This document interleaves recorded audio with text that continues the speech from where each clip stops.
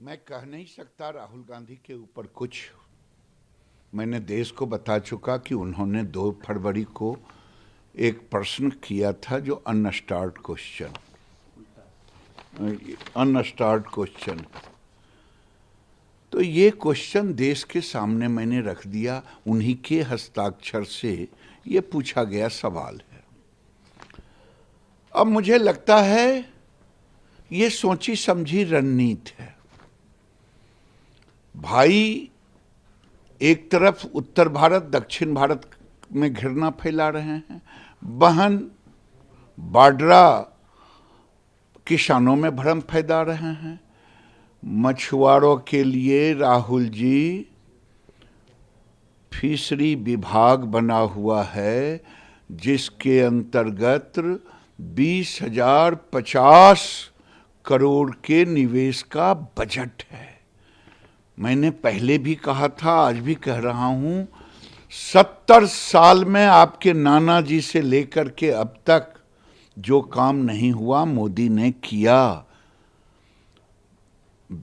3,682 करोड़ केवल हुआ था, मोदी ने 27,000 करोड़ से ऊपर का निवेश किया।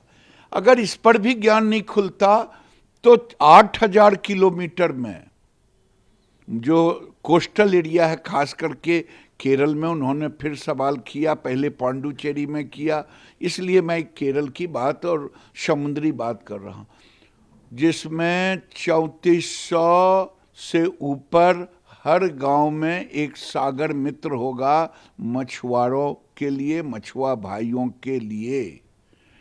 अब कौन सा सवाल वो कर रहे हैं, मुझे तो लगता है कि ये सोची समझी रणनीति है।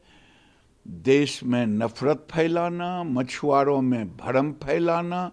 वो मैंने जो कहा है वो भ्रम का हफीम खाए हुए हैं और लोगों को उसी भ्रम की जाल में फंसाने की कोशिश कर रहे हैं। कहीं ये न कह दें कि भारत एक देश कभी था ही नहीं और आज भी नहीं है।